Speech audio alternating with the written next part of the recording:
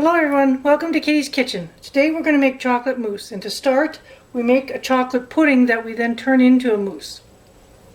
So let's get started. What I have here is 1.5 cups of heavy whipping cream. I have half a cup of sifted cocoa powder, 4 packets of artificial sweetener, and I've used the monk fruit stevia combination one, but use whatever you like. And two egg yolks. So I have my whipping cream on a very low heat, and we're going to take our sifted cocoa, and I recommend you sift it. You can just put it in, but then you have to deal with the lumps and things like that. So sift it, it makes it easier for you. So I'm going to delicately put my cocoa in my whipping cream. Now I say delicately because if you just dump it right in there, you'll be wearing your cocoa. So here we go. Gently, gently, gently. Don't want to waste any either. Not sure why it's sticking like that. But once you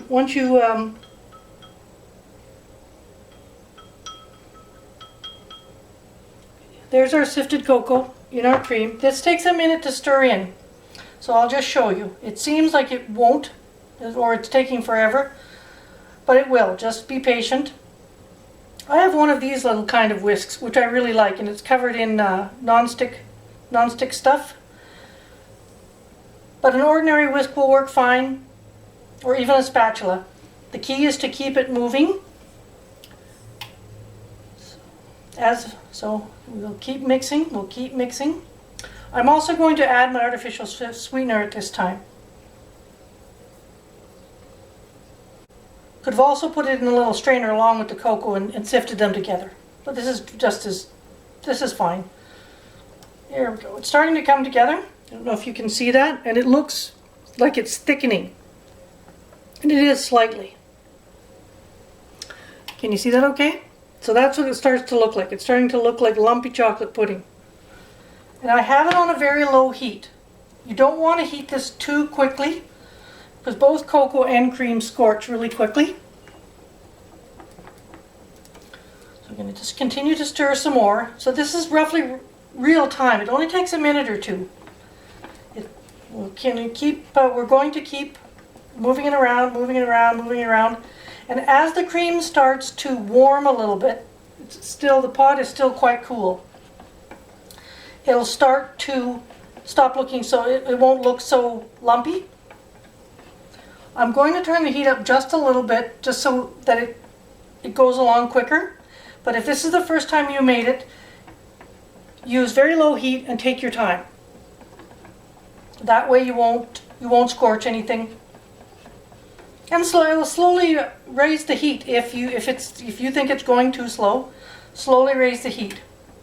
There. I only raised the heat just another notch on the element, and it's not even, well, it's at medium heat now. And you'll see that, if you can see the difference. See, it's beginning to look darker and smoother. That's exactly what we want. So what we're going to do, I'm making the pudding base, and you can of course just eat the pudding base that we're making just like chocolate pudding. But we're going to make it into a mousse, or a combination of, you can see it's getting smoother, as I said, as it heats even slightly. You can see it's smoother and getting it darker in color, which is what we want. It's still not very hot, but that's what we want. We want it to look like that. So take your time and do just as I was saying, take your time and do it just like this. And we're also going to add 2 egg yolks. You don't have to add egg yolks. You can just, the pudding will actually turn out just like this as well. But I like the egg yolks. It gives you gives you a nicer texture and richness. So what we're going to do, so it's still on very low heat, is I have my 2 egg yolks here. I'm going to take my spatula and I'm going to beat them lightly. And just to show you, I'm going to take the pudding off the heat so that I don't make a mess when I'm talking. And also do this as well, so if you think that your pudding's a little bit too hot, do this. Take it off the heat, mix up your egg yolks, put a little bit in like that. The rest of the egg yolks. So my mixture is not very hot. If your mixture was too hot, unfortunately your eggs would cook. But that's why you want to keep it on a low heat. So we're done with that. And we're going to mix our eggs in there. And they incorporate beautifully. So we're going to put them back on the heat. Now what we're going to do now is we'll put it back on the heat and we're going to wait for the temperature to increase till it's almost at a boil. You can let it boil, but as soon as you see the first bubble, you're done. That's all that this kind of pudding needs. It doesn't need to be cooked more than that. Eggs, two egg yolks in this amount of liquid, cook very quickly. You'll also be able to smell it. Once you start smelling the cocoa, you know that it's getting hot enough.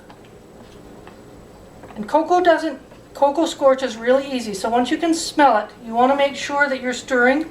You don't want there to be any resistance at the bottom of the pot. So as you're stirring like this, it should be very smooth and easy. If you think that it's starting to grab at the bottom, I don't know if that's the proper term, remove it from the heat. Put it on another element that isn't heating and stir it like this. I don't know if you can see this on the camera. It's starting to steam. That's what you want. We're almost there. That's how quick and simple this pudding is. So we're just going to give it another minute, and I can really smell the cocoa. Okay. There we are. You can see it's steaming nicely. And you will also see as it heats like that, the viscosity changes. It looks thicker than it did before. It looks like hot pudding, as it should. If you've ever made commercial cooked pudding, that's what it should look like now. Now my first bubble broke the surface, so I'm taking this off the heat. I'm turning the heat off, and I'm taking it off and I'm putting it here on my little pad, and I'm going to continue to stir it. Want it to stay nice and smooth. We are going to add, I'm just going to put that there so we don't have a catastrophe and that flips off somewhere. We're going to add about 2 tablespoons of butter. Now I haven't measured this, but that's about 2 tablespoons. A little bit more, a little bit less, doesn't matter. It's not that kind of an exact recipe. If you have 1.5 tablespoons of butter left and that's all, use that. Or if you accidentally put 3 in there, that's okay too. I wouldn't recommend putting 5, but it's not that exact. So you can make a nice pudding even if you don't have exact amounts in this pudding. So there's the butter. I don't know if you can see it or not. It's almost melted.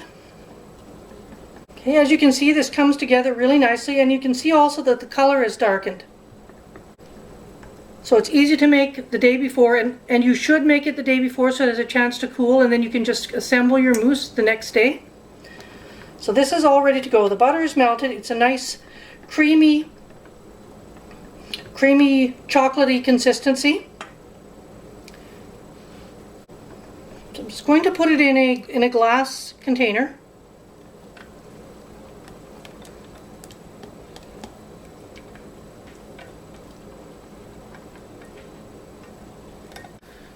So we have it in our glass container here. Here's another thing. I'm just going to go and get some saran wrap.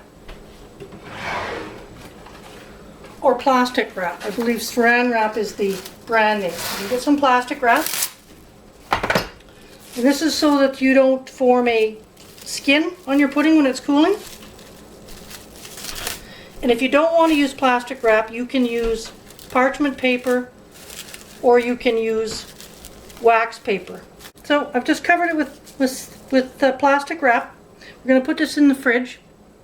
Probably it'll take about 4 to 6 hours to cool. But as I suggested, make it the day before, or even a couple of days before you're having your party or you're having your dessert. And it's in the fridge and it'll be ready to go.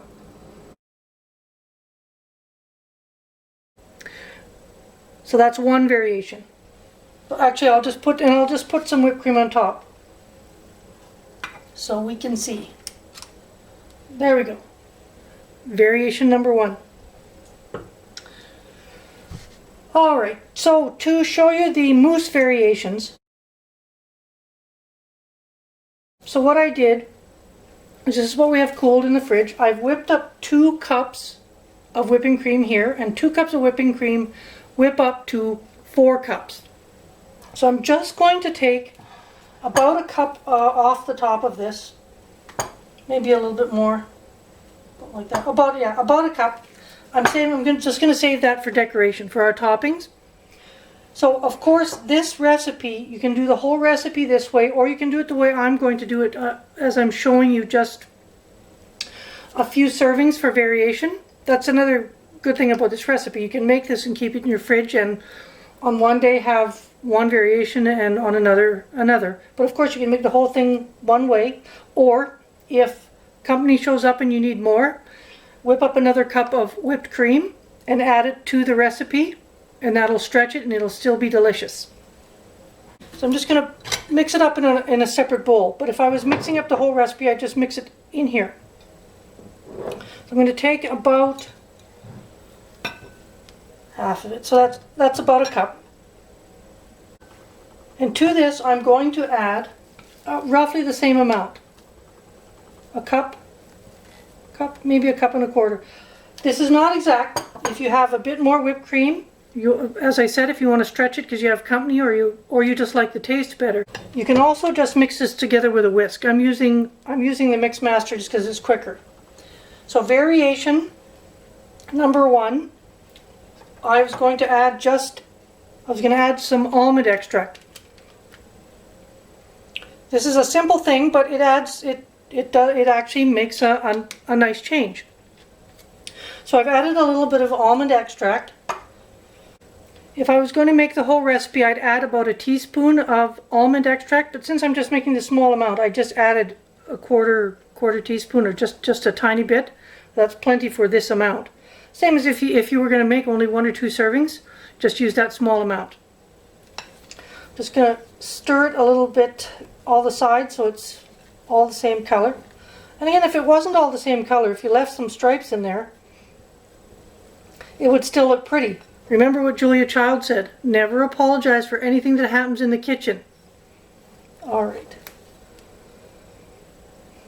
So there we are. So that's as simple as it is. Here we have our chocolate mousse with some almond flavoring. Okay, and I'm just going to put it in a pretty glass for us.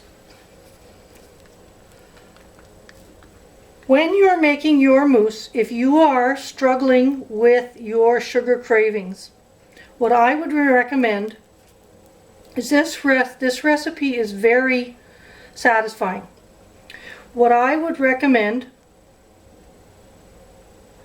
there we go. See, there's a little bit of a swirl there, but you know what? I'm going to leave it like that because I think it looks pretty. If you're struggling with your sugar cravings, try making your whipping cream without any artificial sweetener, just plain like that. Because this is so chocolatey, and we did put some sweetener in it, I think that you won't even miss it, and you'll still have a really nice dessert, but it won't set off your sugar cravings. I hope that works for you. It worked for me. So that's variation number 1.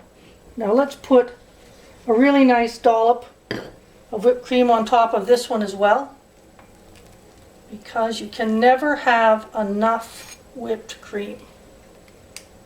Okay, there we go. And our third variation, we are going to make, it's exactly the same principle. We're just going to use, just for our demonstration purposes, we're going to use about a half a cup of the chocolate pudding. Get this out of the way. I'm going to use about a cup of whipped cream, just to make it a slightly different color than the almond one. I'm going to beat it up again. Oh, before I forget, I'm going to put, again, just some flavoring. I'm just going to put a little bit of coconut flavoring into it. Again, since it's such a small amount, just a dash. I'm just going to mix it up with our spatula. And because of the shape of these bowls, it didn't incorporate all that well. but who cares? It's whipped cream. And here I have some toasted coconut. Now you could add some toasted coconut into this right now if you want, if you like that texture. Not everyone does, so I'm not going to do it right now. But if you wanted to, go right ahead. So what we're going to do now is I'm just going to set this aside, and I'm going to take another spatula, and we're going to fill our third glass here.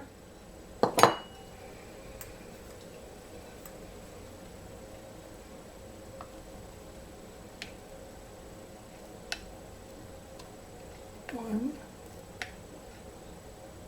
Okay, let's see how far I can get. Make sure I can get it all in the glass. Oops. Okay, so that came up the side. So what I'm going to do is I'm going to put a little bit more in here. Okay. And it didn't come out looking as pretty as I want. Then we are going to take our trusty whipping cream again. And since I made a mess on the side, we're going to cover up that accident with whipped cream. And nobody will be the wiser. Et voila. Where's the pretty side? How about that? And to top it all off, some yummy coconut.